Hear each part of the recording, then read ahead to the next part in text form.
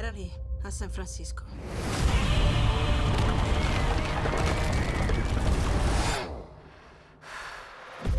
Sembrava che l'intera città stesse crollando.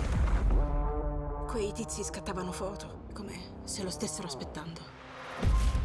Credi che tuo padre lavorasse per loro?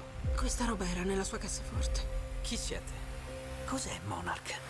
We see from the very first scenes the monstrous production value of this project. So what brings this show to the table from the MonsterVerse compared to the movies in terms of VFX? Yeah, I mean, you know, visual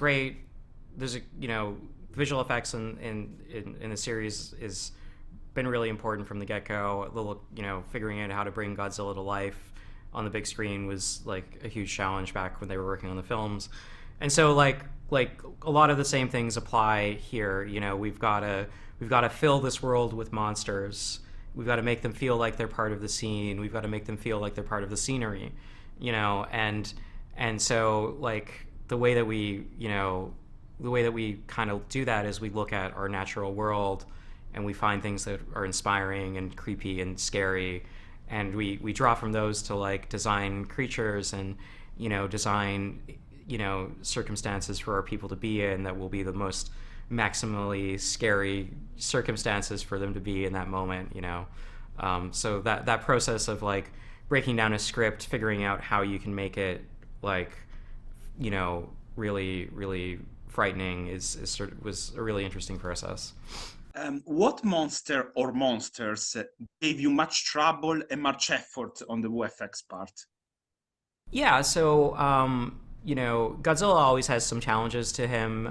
He's 300 feet tall. Every time he moves, an ocean moves, right? Or the ground collapses and crumbles.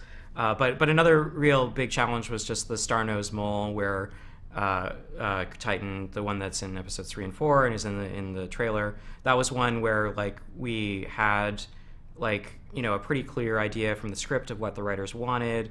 We concepted it out. Everybody loved the concept. And then we put it into the scene, and it was like, well, it's just not scary enough yet. So we like looked at it and we're like, okay, this thing needs some big teeth. It needs to be like, really aggressive every time it moves.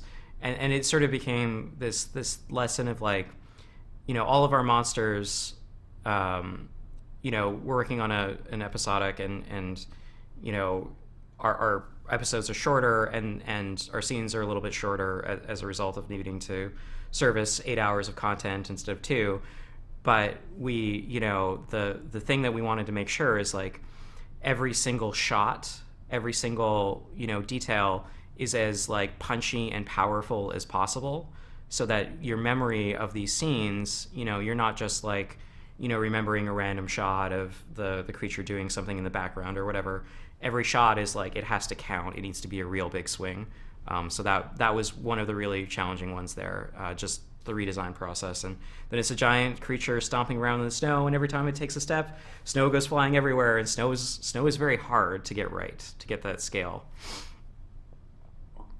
Okay. Why do you think the MonsterVerse still applies so much charm to these days to the audience, and what charm applied to you to come on board on this project?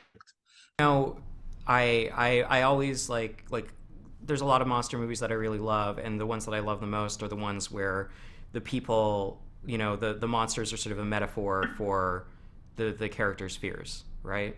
And there's a thing, like, we've been doing this so long, like the Godzilla film is the obvious example of this existential fear about nuclear annihilation.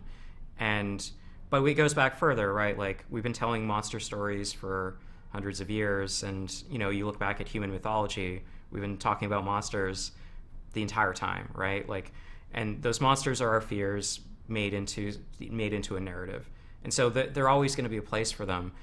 The specifics of a giant monster, I think it's like, it is something unknowable and huge, and the more mysterious and strange and unknowable something is, the more it becomes like a narrative, an interesting narrative to follow. So, and I think that the show does a really great job of doing that. Like our monsters are our characters' fears. It's a character-driven drama, and that's why I really wanted to be part of this is when I read that script, I was like, oh, this is how you would do this TV series, you know. Okay, perfect. Just quick, then I have to wrap. Godzilla or King Kong, if you have to choose? I'm a Godzilla person personally, but I've been loving the Kong in the features world too. So Okay. yeah. Perfect. Thank you so much. Questi mostri e Monarch mi hanno portato via tutto.